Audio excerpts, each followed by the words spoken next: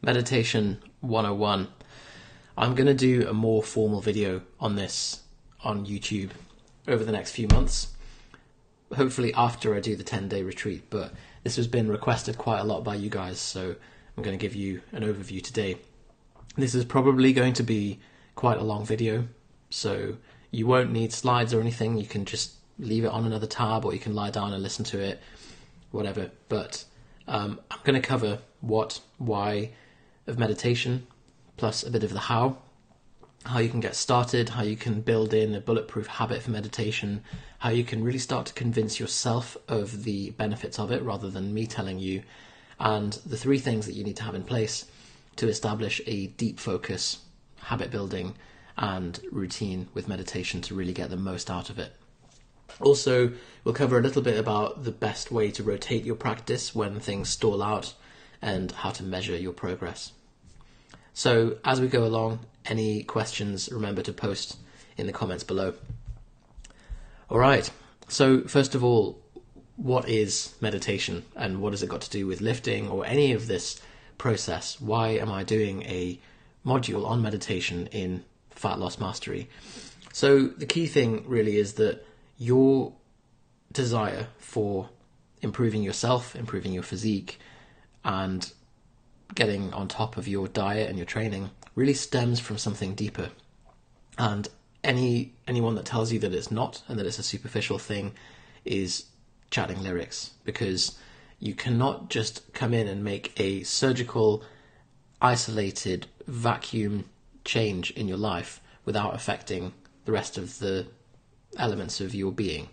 And we are a mind, body, spirit, and so if you come in and you make a change in one aspect, you're going to have a knock-on, a cascade of stuff in the other realms as well. And this is why you see a lot of top athletes are also quite clear thinkers, or they're quite spiritually advanced, even having not necessarily done dedicated practice in those other domains. Equally, the other way around, you often get the same thing too. And if you have someone who is a purist academic, let's say, and they don't do any physical activity, they're holding themselves back because they're not able to grow in all 3 of their core dimensions.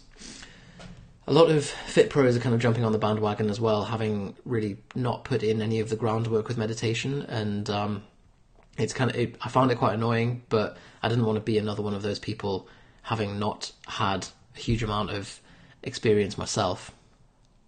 When I say that, I've been meditating for about 10 years, but this is i.e. that I've not ordained, I've not been a monk, so I've not got the kind of the highest level overview, deepest experience of this, but at least it's as good as I'm going to find in the fitness industry. So I feel at this point I've put in enough groundwork to at least be able to share some of the insights along the way and to help you get started with this. So meditation, what is it? It is a discipline in the deepest sense of the word, and it is at its root the cultivation of the mind, just as training is cultivation of the body. And I'm going to avoid using the word spirit or spiritual rhetoric as much as I can, just because it's a bit more nebulous, it's a bit more difficult to define, and it kind of puts people off. And I think if we stick to pragmatic terms, the esoteric will kind of take care of itself. So it's a non-religious practice, it's secular, and it's really the marriage of the spiritual and the secular without any kind of need for doctrine. And by doing it, you'll start to see more and more the nature of your own mind. That is, that the mind is almost like a hall of mirrors. It's a reflection chamber, and what you put into it is just what's reflected back, either in the short term or in the long term. And so it just secretes thoughts based on the accumulation of what you've put into it. The same way that the data on your computer is just a amalgam of what you've put in over time.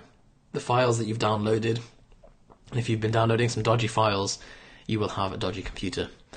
And the longer that you're in the game of meditation, the more layers that you uncover. And the same way that the longer that you've been in fitness, I see Hayden's watching, and Hayden's kind of gone down this route as well, and I'm sure you can attest to this, Hayden, that the longer you've been in fitness, the longer you realize that your motivations go deeper and deeper, and actually the core motivation was not what you necessarily thought it was at the beginning. It might have been like, oh, I want to get abs because I want to get more pussy, or whatever it is. And actually that's a very superficial motivation. And then when we go deeper, at the core of everything, it's, I want to grow spiritually, mentally and physically. I want to uncover the deeper layer of myself and understand myself. And that's really the root of why we do these things. The guy from Headspace, Andy Puddicombe, says, beginning meditation is like looking into a mirror. Maybe we like what we see, maybe we don't, but either way, there's no use arguing with the reflection. So you're going deep within, you're starting this journey, and you may not like what you see the same way that you may not like your physique when you start training, but the only way out is through. So it's connecting with something bigger than ourselves, as well as developing our concentration and our ability to emotionally regulate ourselves as well. And there's a huge amount of benefits of meditation itself. It can help keep you lean, help keep you restrained from binges and from foods or general automatic indulgent behavior that we don't want to do. We can still do that if we want to do it consciously, but we're not being thrown around by the roller coaster of our minds. There's some data to show that it can help us recover faster.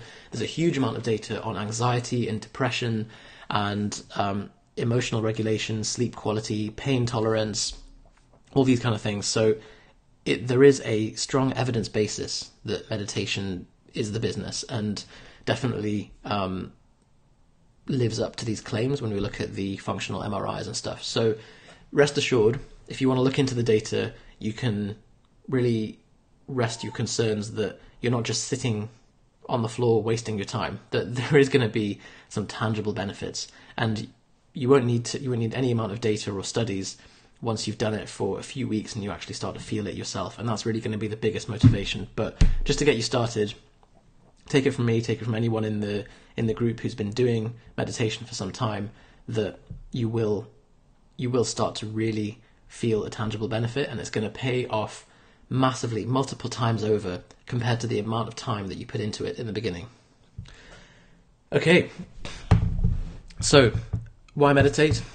Meditate to see better what's going on in your internal environment, to explore your emotional body, and to process and unload any of the conditionings that just cause us to act on autopilot. It takes you, it makes your mind quieter, takes out all of the extraneous kind of chatter, and eventually you will only be left with the pragmatic thoughts that are required to take you to where you need to be in your life. And this can actually make you much more productive, because 90% of the thoughts that we have are not practical ones. They're just self-referential bollocks that just go over in our head, and kind of ruminations, essentially. And if you look at a guy called Gary Weber, he kind of took this to the end point. He used to work he's a smart guy, has a PhD, used to work in the military and various corporate organizations, and was working as a VP. One day his thoughts stopped after having done years of hours of meditation in the mornings, and he said he was in a yoga pose, his thoughts just stopped. And then when he came out of the yoga pose, they didn't return. And there was a moment of like, if I just turn up to work, I'm gonna get found out. But he said he turned up, had to deliver a presentation, and he said, although there was nothing going on consciously here, subjectively, he said his body just took on the role.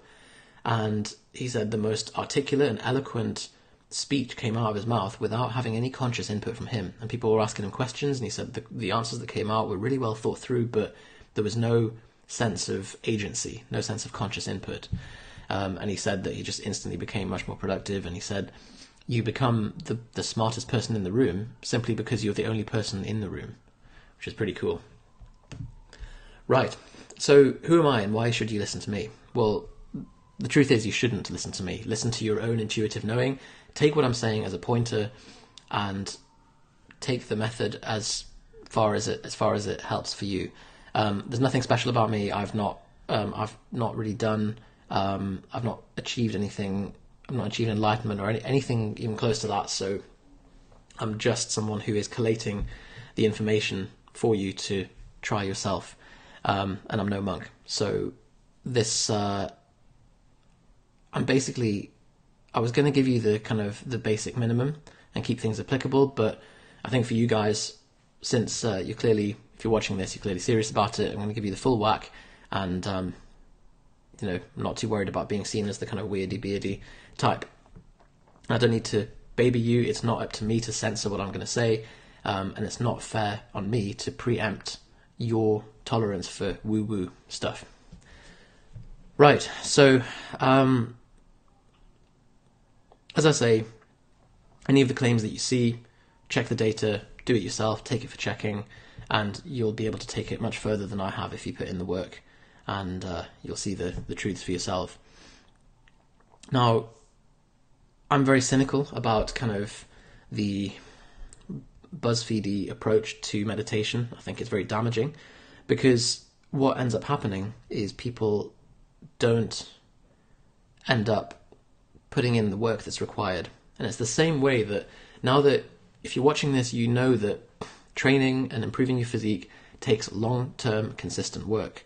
And if someone comes along and says, oh, you can add 3 inches on your biceps in 2 weeks and 6-minute abs and all this stuff, and you've seen the claims in the industry get more and more extreme, and it's a race to the bottom, you know how damaging that is. You know how all that does is stop people from having realistic expectations and sets them up for disappointment. So I'm not going to make any kind of wild claims like that. What I will say is, and this is something, for example, Johnny came up to me and said, look, I'm doing 3 minutes of meditation a day or 4 minutes and I'm not feeling anything. I've been doing it for a few months. What do? I don't think I'm really feeling the benefit from this. And I said, right, wake up, do 30 minutes a day, every day for the next 10 days, and come back to me and tell me that you don't feel anything. So you have to go big or go home with this stuff, because remember, this is a bit like the argument that the classic personal trainer thing of, if you do 30 minutes of walking a day, that's fine, but what about the other 23 and a half hours a day? We're so far in the opposite direction, and we're digging the hole negatively. We're doing all of the reverse habits for the rest of the day, that we're going to need some kind of overwhelming force to really kick ourselves back in the direction, or tip the scales back over to us becoming conscious once again. And yeah, the people who make these claims, either they haven't done it themselves and they just think it's some kind of miracle cure and they're just passing on second-hand information, or they're doing it as a deliberate disservice to people. But I don't know. It's, as I say, it's like telling someone you can train for 5 minutes a day and make mad gains. It's not going to happen. The problem is that with meditation, it's harder to measure and it's harder to demonstrate your any kind of progress or any kind of gain that's possible from it, because it's not as obvious as big guns, for example. So luckily we have brain imaging now, and we can see that that's the closest thing that you have as the objective measure. And you can also use something like Muse, which is an app on your phone. It's a headset that detects your brain activity during meditation, and that's another pretty useful way to track your own progress and see whether something's actually happening. Right. So I guess the first question is, do you want to start meditating? If you've looked at the data and you're thinking, yep, this is intriguing, I'll give it a go, great, that's all we need for now. And you have to decide, you have to be clear and realise that this is the best thing for you, and at least be clear on that for a month. I'm not going to say you need to do it for any longer than that before you can then make the decision yourself, but really this is the master habit, and it will have such a beautiful cascade of effects on the rest of your life, on your ability to apply yourself to everything else in your life. So the first thing is that simply you'll feel good. You will feel better, and you can serve from a much better place that way. Meditation is not really intended as a method to calm you down necessarily. It's designed to reveal the illusion of your mind and show yourself as a illusory construct. And so if you are doing it purely to feel good and you're not prepared to have your kind of foundational realities shaken at some point, maybe not now, but maybe in a year or 2 years' time or whatever, then don't do it. Then stick with relaxation practices, stick with breath, that kind of thing. Because it's a technology, really, that's been designed to reveal the illusion that we are showing ourselves. So if you're prepared for that and you're going beyond just feeling good, then stick with it. The evidence tends to suggest that stimulus reaches the amygdala faster. So the zone for emotional processing in response to stimulus is reached faster than the zone for analysis and cortical processing. And this makes sense from an evolutionary perspective, that emotions go faster than thought. And so trying to manage your emotions just by thinking is retrospective. Like, the emotions already kicked in, you've already got the higher pulse rate, your pupils have opened and all that stuff. And so it's rarely effective to try and manage your emotions purely through thinking your way out of it. And we know that this is the case, and that some of the greatest minds in the world have been the most emotionally troubled. There's a huge correlation between mania or manic depression and being a great poet or a great artist or whatever, because they've got these wild highs and lows that they can draw on inspiration, or great scientists and so on. But despite the fact that their minds were so developed, it didn't touch their emotional body, and so they are separate things. And so one is going, like, by developing your emotional regulatory capacity, it's a different discipline to improving your cognition, for example. And yeah, as I say, like, if cognition could reign over emotion, then these intellectual heavyweights would have been able to overcome their issues just from power of thought. Now, the reason I'm talking about this and the illusion of the self is that they are intrinsically linked, and the illusion of the self is what causes our suffering. And that's why, if you do not see through that and you try to layer things on top, it's only going to be a superficial improvement on your resting mood and how you feel in general. The way that a guy called Hale Dwoskin described it, who came up with the Sedona method, as you might have seen me talk about, is that positive thinking is like layering honey on top of a dead rat. You're going to sweeten the outside, but you still haven't dealt with the underlying issue that is causing the suffering, or that is the problem there. So things like cognitive behavioral therapy and affirmations and that kind of thing, they are helpful for symptomatic relief, but it is an uphill struggle to try and override the amygdala just by changing your thought patterns. Eventually, you're going to create enough momentum to do that, but the emotional body is much more stronger and has more numerous connections with your kind of root consciousness than just your thought processing system. And I think the reason that a lot of cognitive behavioral therapists are often hit and miss, or people that try to engage in positive thinking without going for a kind of an emotional processing approach, is that they're missing that piece of the puzzle. And you'll have seen people like this, the kind of happy clappy, suppressive kind of people that have always got a smile on their face, but you can tell that there's some kind of pain beneath it, and the belief is, if I layer on top enough positive thought on top, then I'll be fine. And it's not the case. We do have to see through that, and the more illusion we put on top, the more illusion we're going to have to unveil to eventually see through it all.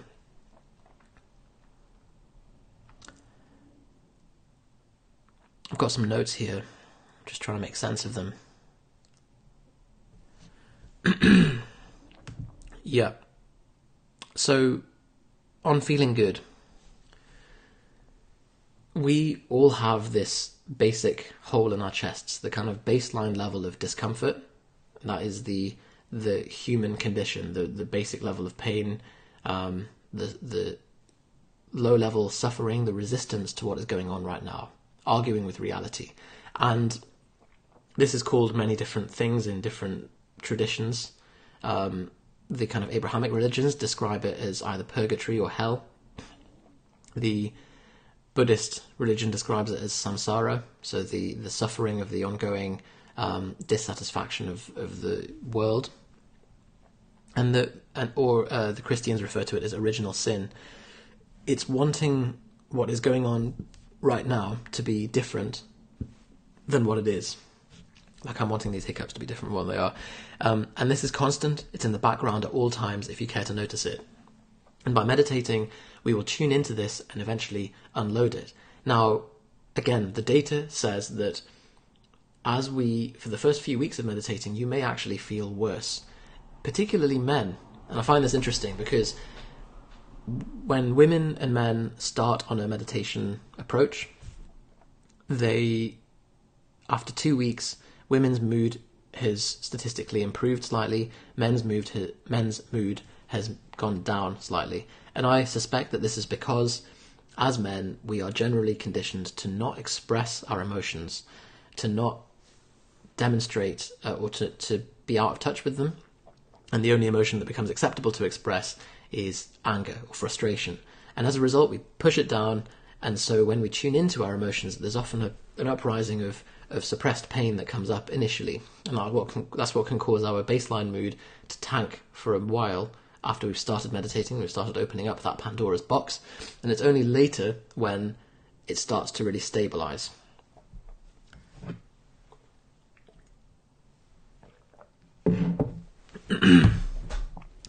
So, part of it is about getting in touch with this, and as a result, that will change our expectations of reality and match up slightly more so that we don't have this gap between expectations and reality. And the more that we can align our expectations with our reality, the happier that we are. Now, the reflexive approach, the standard autopilot thing that we always do, is that we attempt to align reality with our desires. And then addictions arise as we try to anesthetize ourselves from the pain that we're feeling, trying to change and manipulate our external environment to match our internal state, which is very rarely possible, if ever. Now, it is sometimes possible to do it in the short term, but it's futile on a macroscopic scale, and even if you can tap into the direct pleasure centers of your brain, like taking an opiate or heroin or something like that, very quickly you develop a tolerance to it and your world crashes down again. So the world is too large and too oscillating to really be able to manipulate it or direct it to match our own desires. And so the only other option is we need to change ourselves internally to match the outside world or to be more aligned with that. And luckily, that is a much easier task, because the more that we can cultivate acceptance of the present moment, of our thoughts that's going on, of the sensations that's happening in our body, and the less we can resist them, then we short-circuit the whole process. We've dropped the resistance, we've aligned our expectations with reality, and we're at peace once again. Now, this doesn't necessarily mean that you'll be happy. Happy and sad are just emotions on the surface. They are phenomena that go on, but you'll be at peace. So even if you're feeling sad, you'll be at peace with the fact you're feeling sad, and it won't be a source of suffering. And it's a weird concept to try and describe, because we're taught to run away from sadness and towards happiness, but there will be times in your life where you've maybe not felt happy, but you felt completely at peace with it. Maybe you've had a moment where you've been crying and the tears were coming out, but it felt beautiful because there was no resistance to it. You were just there, you were crying, and that was all there is. And so there is a subtle resistance. There can even be a subtle resistance to being happy. You could be feeling good, but knowing that it's not going to last. And so there's this hold back as a sense of, this isn't going to last. And so it's tinged with a negative film on top. Right, am I making any sense so far? I see there's two people on the call. Let me know if I'm going too off piste or if you have any questions so far.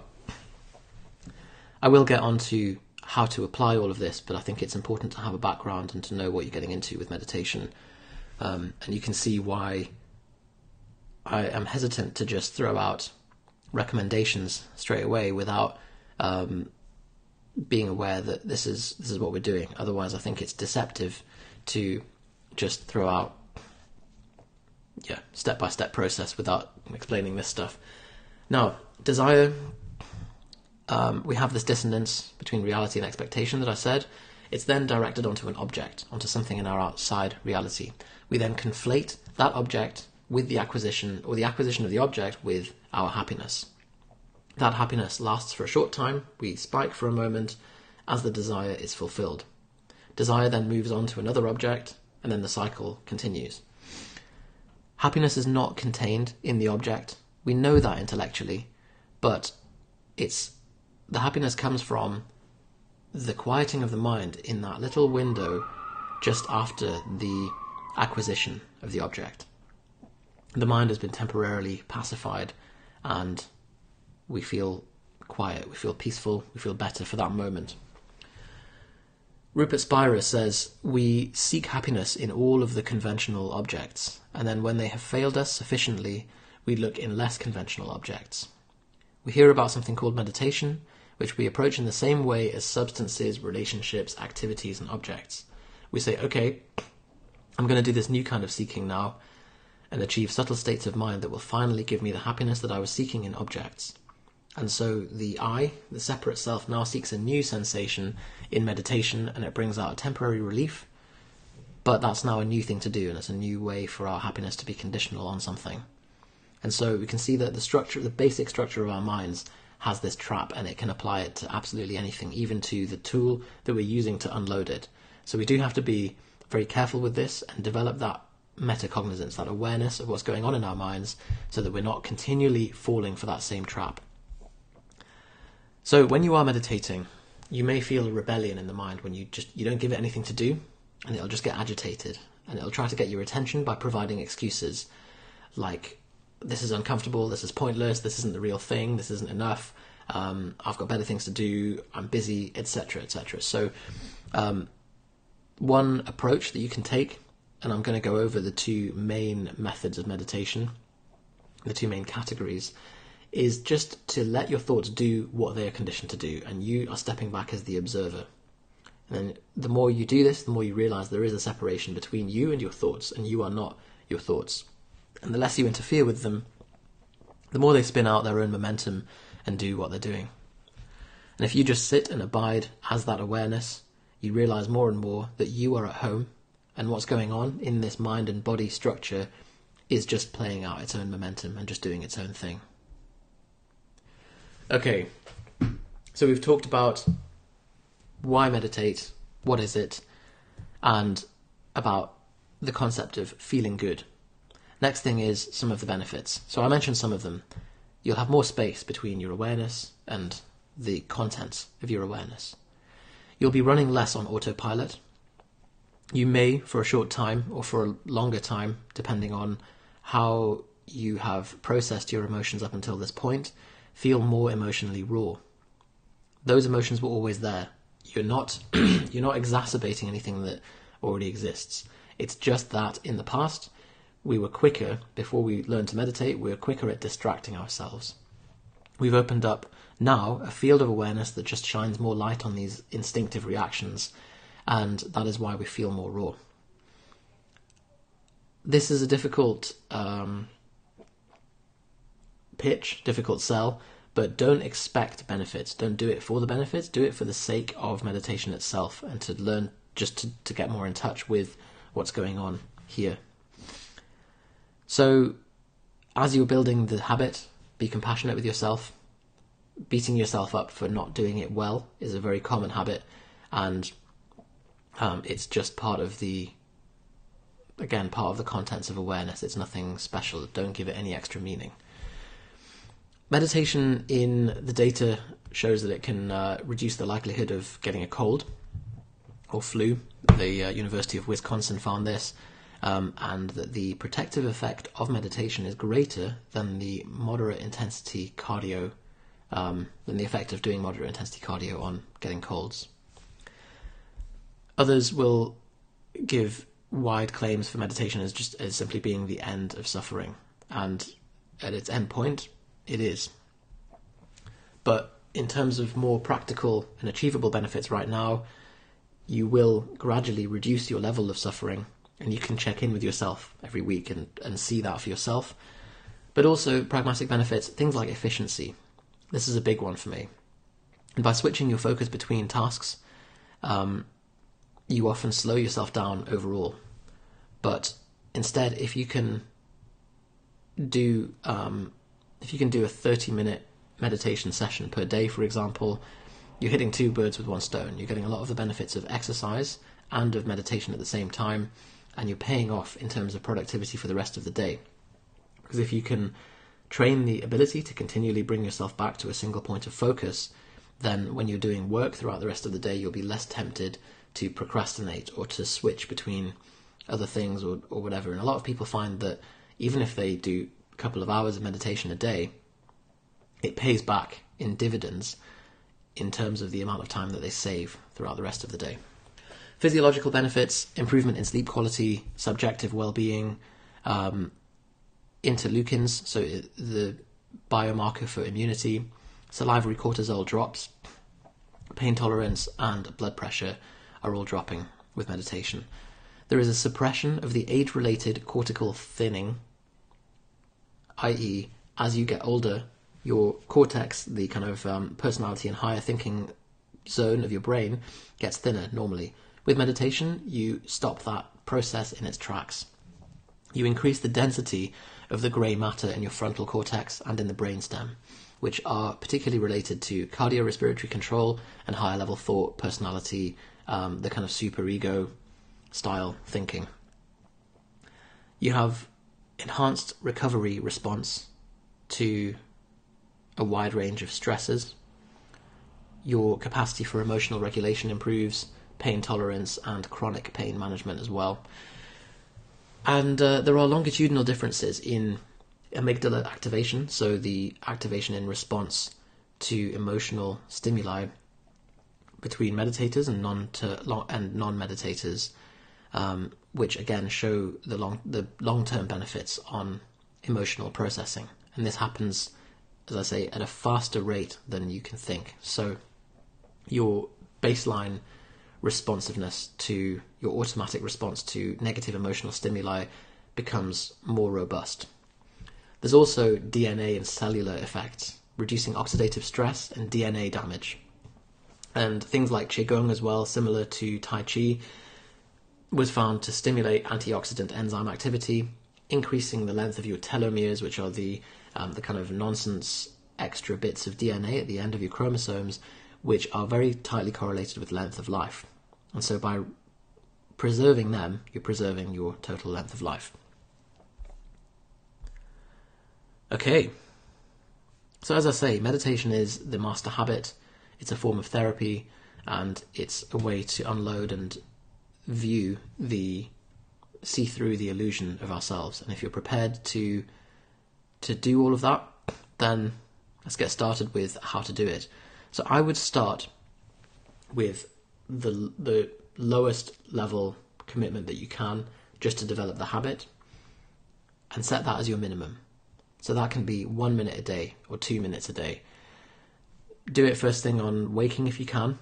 Don't roll straight out of bed and do it because you'll just fall asleep, but get up, brush your teeth, have a coffee or something so that you're awake, and then sit down, same spot every day.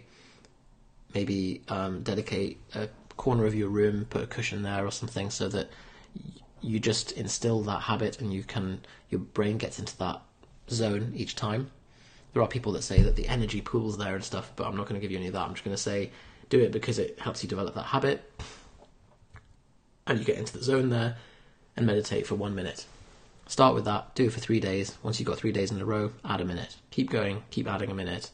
Doesn't mean that when you finish the minute you have to stop, but once you've got the bare minimum, you know that that's all you needed to do for the day. And the key thing is to not develop resistance to it early on, because that's going to stop you from actually doing it. Your attention will wander. That is an absolute given. You will not be able, even if you're listening to this and thinking, oh, that'll be a piece of piss, you will not be able to sit down for a single minute and have no thoughts. And that's fine, because the goal of meditation is not to have no thoughts. It's to recognize when they're coming, and the reps, the actual training effect, is from bringing your attention back each time. So that is the practice itself. And the more comfortable that you get with that process, the more advanced you become with the method. Okay. I'm going to skip through a bunch of stuff. And right, so we were talking about seeing through the illusion of the self. Eventually, these are quotes from people who have experienced this firsthand. The guy called Gary Weber, who I mentioned before, says, as our lives progress, there are millions of experiences that occur. Some of these were captured and recorded, but the vast majority simply passed by and didn't stick. The ones that were stuck on were written like on post-it notes that would help you remember them clearly. It would be useful to have them in different colours, showing their category for easy sorting. There would be yellow post-it notes dealing with school, such as good at maths, not good at history, doesn't need to work on English, etc. There'd be blue post-it notes dealing with athletics, such as basketball is fun but not tall enough, or not good at football, not fast enough for field hockey, etc. And these post-it notes are stuck on, imagine like you've got loads of these post-it notes stuck onto you all the time.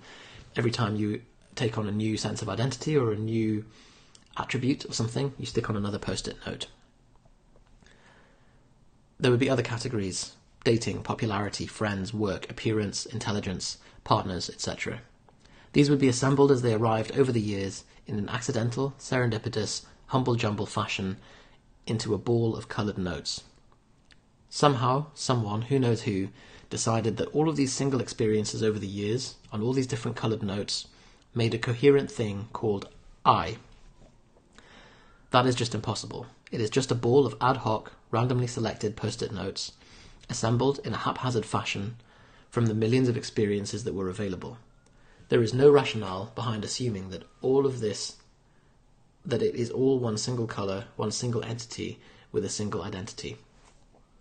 And so, through particularly the Sedona method, which is the most clear analogy for taking off these post-it notes one by one, is you take an assumption or some idea that you have about yourself and you systematically remove it. And if you keep doing that, you're going to find something that's maybe a bit scary, which is when you take off all the post-it notes, there is nothing underneath. And that it was just simply the amalgam of post-it notes that had this shape and that we thought was the I. But when you take it off, there is no I. And so the ultimate goal of meditation is to build enough concentration and detachment to see through that illusion, even if it's only briefly, and realize that there is no agent, there is no person behind that. And this is a difficult concept to grasp from the logical mind because it is only something that can be seen experientially. And this is what Buddhists call samadhi, the non-dual consciousness. Other people call it God, nirvana, oneness, Christ, whatever they choose to call it. Now, there is a neuroscientific basis for this before you think that I've gone off the deep end, and this is because through enough meditation, we switch our dominant neural pattern from the default mode network, the selfing network, into the tasking network. And along with that comes the phenomenology, the sense of not being a self, of not identifying in space and time. Now, we can see this in the functional brain imaging of experienced meditators, but we can also see it with things like psilocybin, magic mushrooms. So you can probably see that image there. This is the brain activity in someone who has who's in a psychedelic state. And they take people out of the default mode network, out of the selfing, ruminative self-focused thoughts into the tasking network, and that's what gives these senses of oneness. So I'm going to leave that up there. If you want to see the full study, comment below and I'll dig up the link for you. But this is the reason they've done this study, is to look at the implications for depression and anxiety, because there may be some pharmacologic effect of these drugs that we can use. We can identify the non kind of hallucinogenic parts of it and use it to help kickstart people out of depression. And there was a recent study this week about exactly that.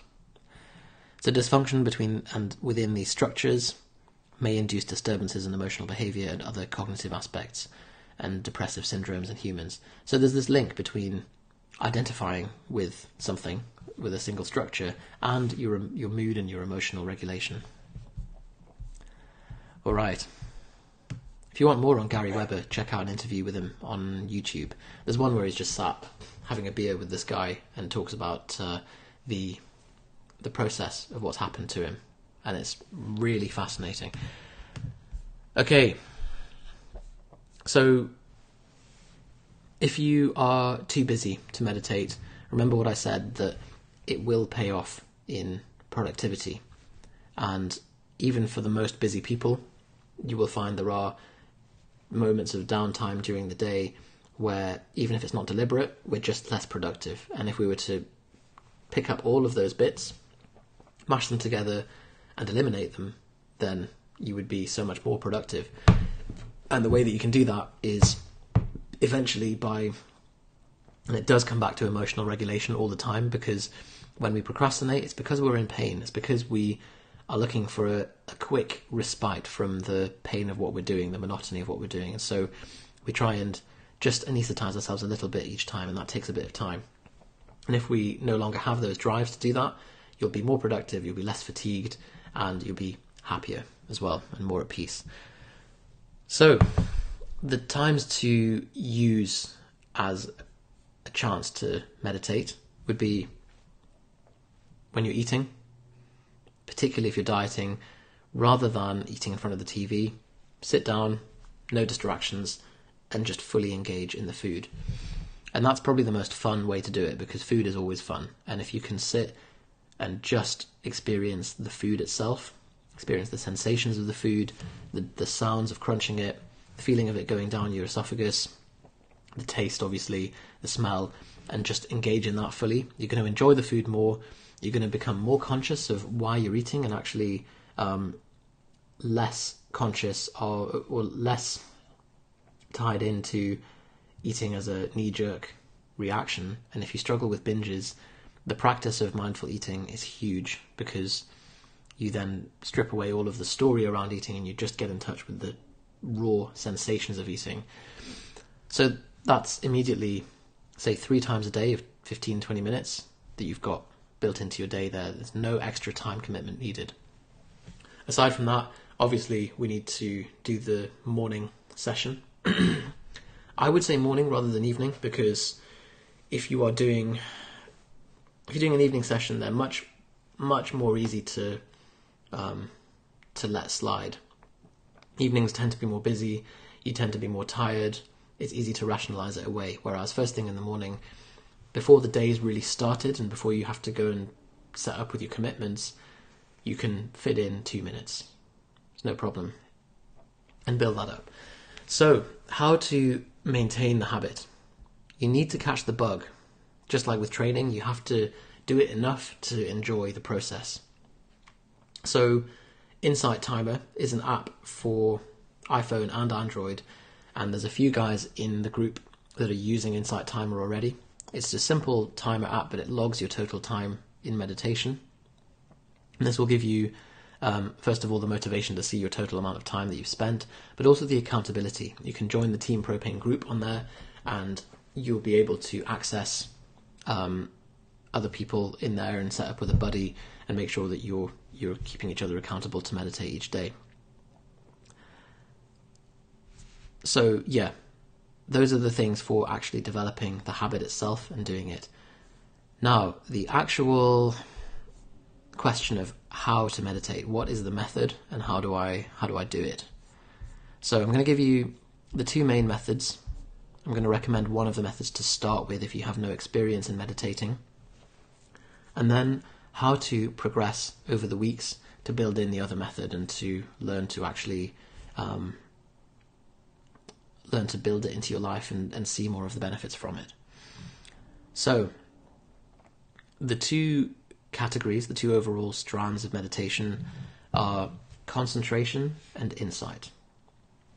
Concentration is, or insight is also known as mindfulness or vipassana as well, and concentration is known as samadhi or breath-focused meditation.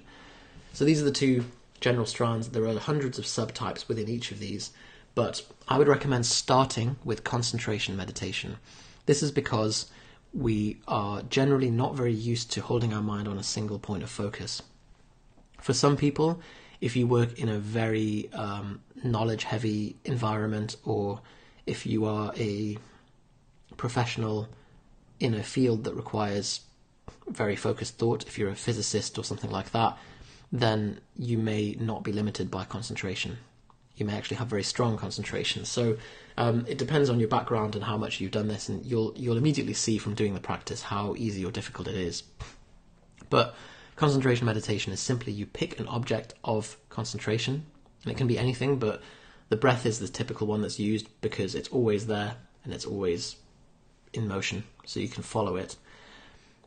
And you sit and you observe it. That's all you do. There's no complex instruction there. You pick a point, so you can either pick a point at the end of the tip of the nose, or you can focus on your belly, expanding and contracting, but you pick a certain point and you focus on the sensation of the breath. If that's too difficult, you can count to 5 or count to 10. So in, out is 1, and just do that until you hit 10, and then reset, go back to 1 again. And every time you lose track, don't get annoyed at yourself, just bring it back to the focus of your breath or counting on the numbers. If you lose track of the numbers, go back to number 1 again.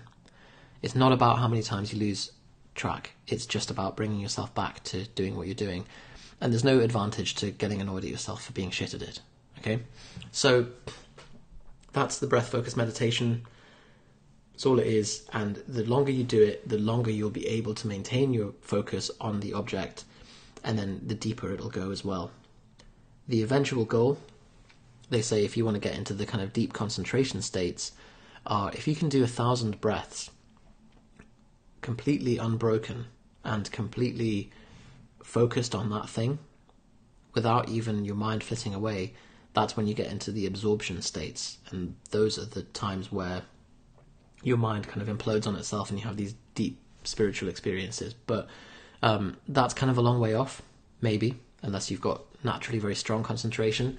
But for now, this builds the foundation. It builds the stability of your focus to concentrate on stuff throughout the day, to be less distracted, and you built in that pattern of if something pulls you off target, you can just gently bring your mind back to what it's doing again.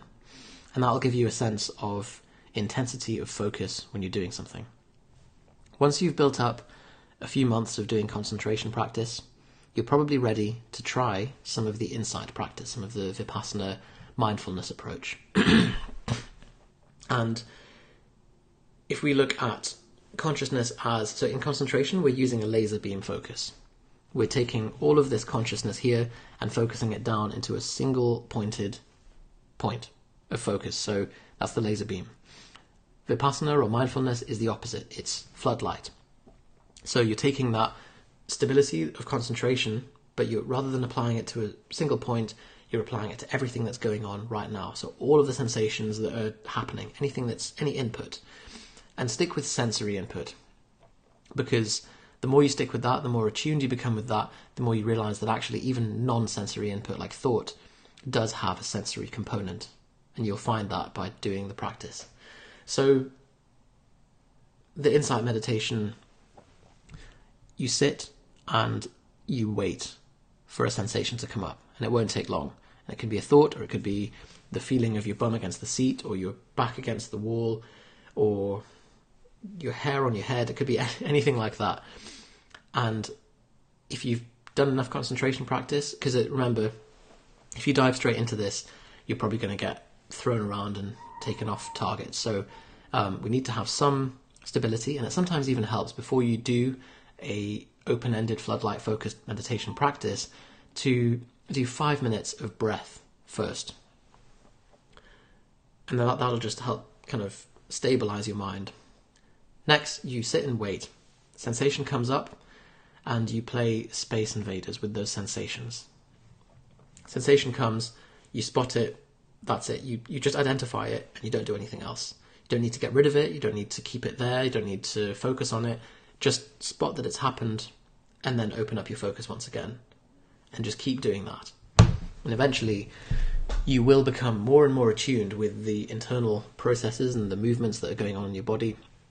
And you'll start to spot, initially it'll be crude sensations, big, obvious things like pressure and noise and things like that. And eventually, you become so tuned into the micro components of each of these sensations, what they're made up of, little flashes of energy and stuff going on inside you, all of this stuff. And so the goal is to continually flood your body with consciousness and just spot these moments, these little stimuli, these little things that come up. Spot it, clock it, let it go. And that is Space Invaders. That's Vipassana. Okay. Now, you do eventually need a longer time than 3 or 4 minutes to meditate, to get some benefit from it. When I was talking about doing it for 2 minutes or 3 minutes, that's to develop the habit, but you're very unlikely to feel tangible benefits from it from that amount of time. Once you've got the habit in place, then you can start to extend your sessions.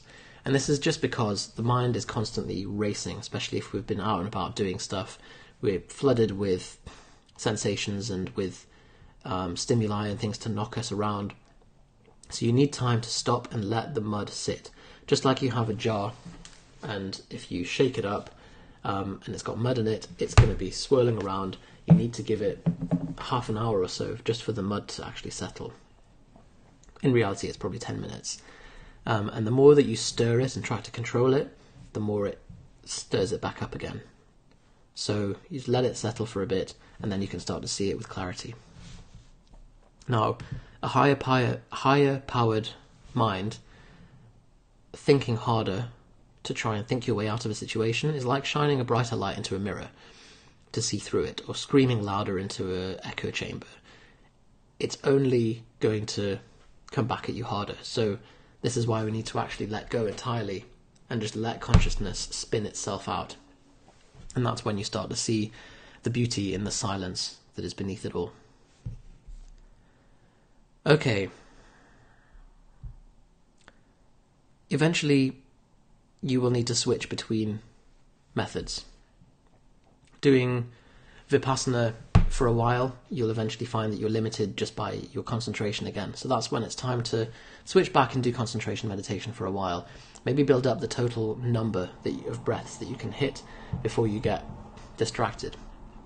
I did this for a while recently. I was hitting a plateau with my Space Invaders practice, and so I switched back to concentration meditation. I built up my number of breaths up to 100. Once I got to 100, I thought, okay, that's, say, 35 minutes or so of unbroken concentration.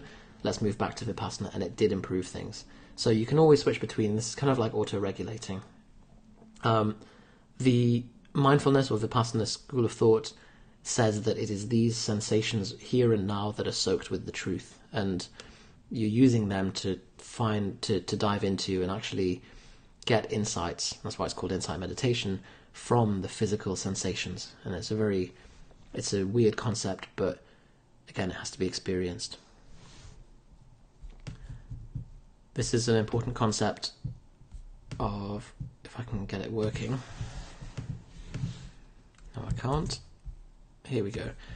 James Clear on habit building. Make it so easy that you can't say no. Here.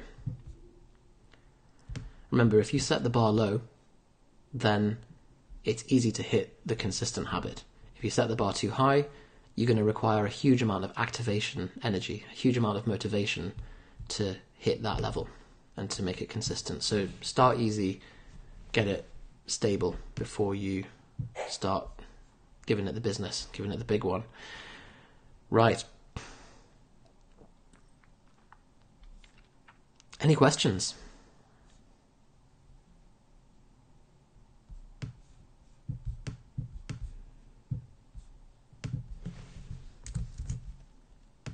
Anyone still awake? I'll give you some quotes in the meantime.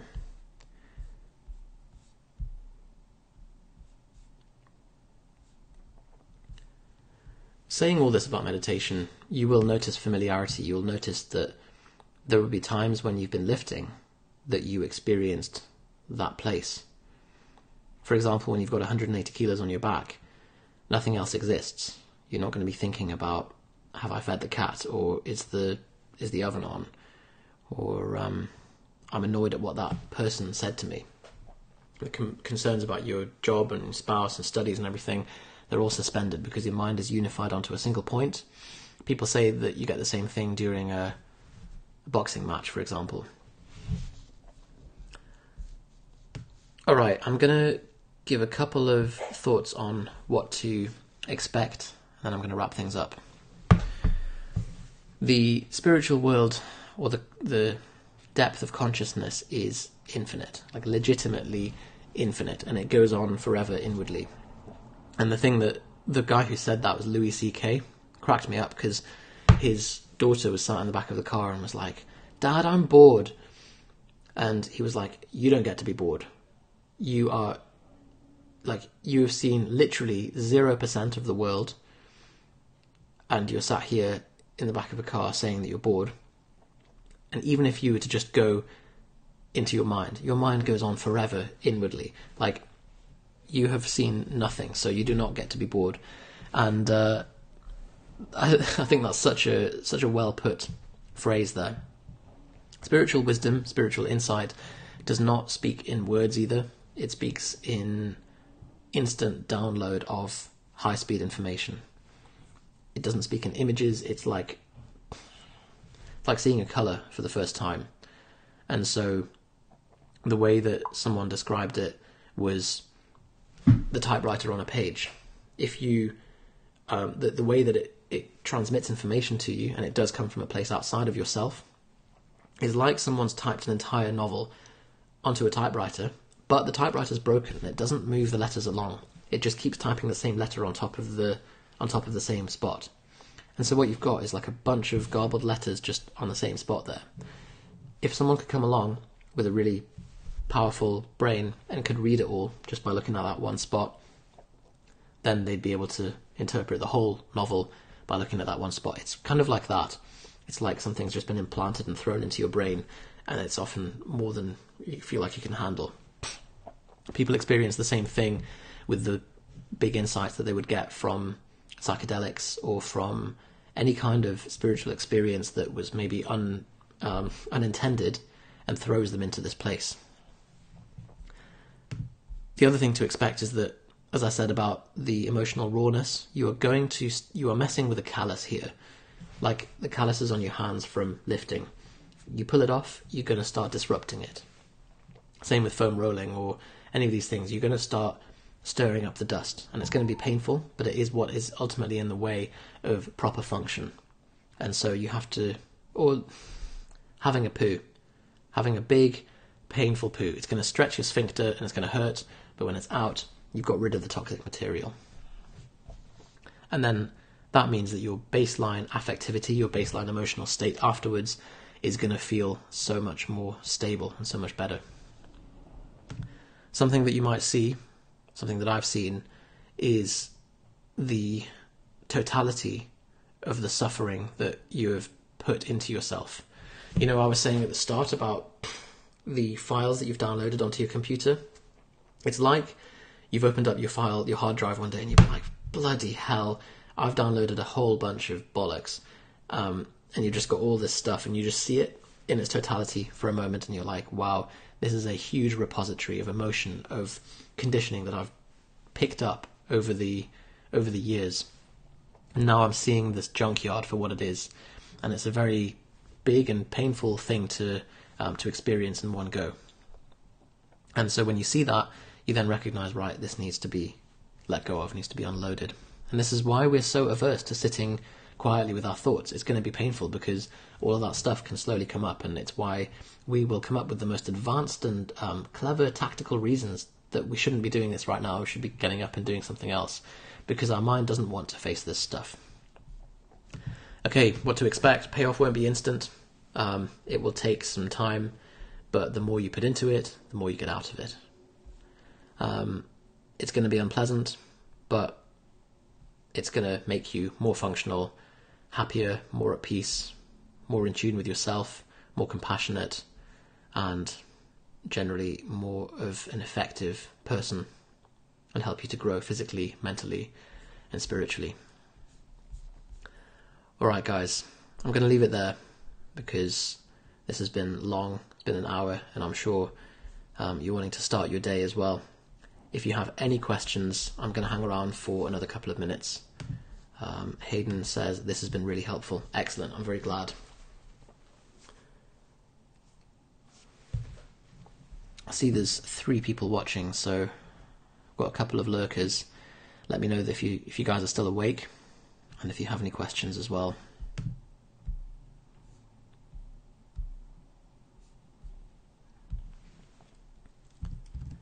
The action points for today are to download Insight Timer, join the Team Propane group on there, get accountable, and otherwise get started.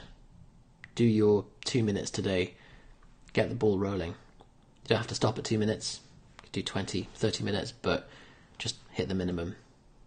Score a single today, score a single tomorrow, do it for a week, build up the time, and start to reap the benefits of meditation. Okay, if you do have any questions and you're watching the recording, post in the comments and I will get back to you. Tag me in the post. Otherwise, have a wonderful day and speak to you soon.